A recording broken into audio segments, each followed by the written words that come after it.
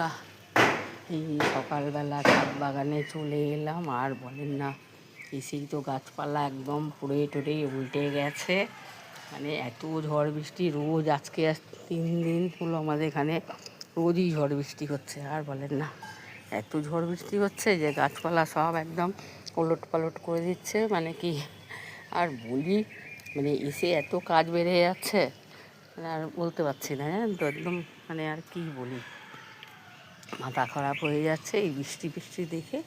মানে বৃষ্টি হচ্ছে তার জন্য কোনো ব্যাপার না, ভালোই হচ্ছে। হ্যাঁ, গাছপালার জন্য ভালো, আমাদের জন্য ভালো, জল দিতে হয় না, পরিশ্রম কমে যায়, এগুলো তো আছেই। কিন্তু এই যে ঝড় বৃষ্টিতে যে এত ক্ষতি হয়ে যাচ্ছে, এই দেখেন না, পুরো এলোমেলো হয়ে জল জমে আছে।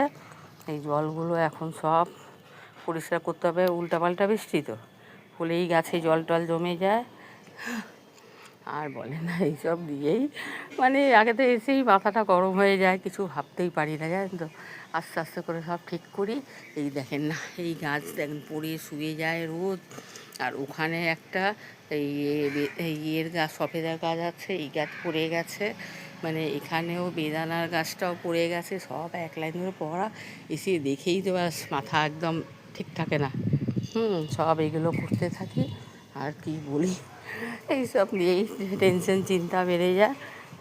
ভাগ্যিস ভালো যে এই সব গাছগুলো আমি ছাউনির সাইডে রেখেছি বলে আজকে খুব বাঁচাতে পারছি, জানে তো। কী হতো বলেন তো, এইগুলো, এই যে শাক পাতার গাছগুলো, ঢেঁড়স গাছটা বৃষ্টি পড়ে, খুব একটা পড়ে না, যাই হোক সেটা আমার কাজে লেগে যায়। কিন্তু এইগুলো যে বৃষ্টিতে এত ক্ষতি হয়ে যাচ্ছে, মানে আর কি বলি বলেন তো, একদম মাথা খারাপ হয়ে যায়। তারপরে আস্তে আস্তে মনটাকে ঠিক করি, তারপরে নিজের কাজে নিজে নেমে যাই। আর কিছু করার নেই। এইসব নিয়ে করতেই হবে। বৃষ্টি বর্ষা যেমন শীত, এগুলো সব তো নিয়েই আমাদের জীবন, তাই একই রকমভাবে চলতে থাকে। এই যে দেখেন গাছপালার যা অবস্থা, জল পেয়ে তো গাছপালা ভালো হয়। কালকে আবার এদিকে ছাঁটাই ফাটাই সব করে গেছি, জানেন তো। এই কলা গাছে হাওয়া এত হয় না, সব গাছপালাগুলো, জানেন তো, দেখছি এই কলা গাছটা এখন পাতা শুকিয়ে গেছে, জানেন তো। তারপরে এইগুলো সব পরিষ্কার করেছি, করার পরে এখানে 4টে কলা গাছ আছে, কিন্তু একটাও বাড়ছে না, পাড়ার জায়গাটা পাচ্ছে না, না।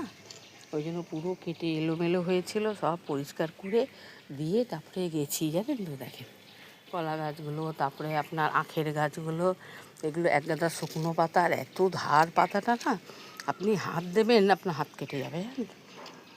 কত গুতা খাই, কত কেটে যায়, কিন্তু মনটা ছাড়তে তো পারি না, না। সেগুলো নিয়েই তো আমাদের চলতে হবে। আর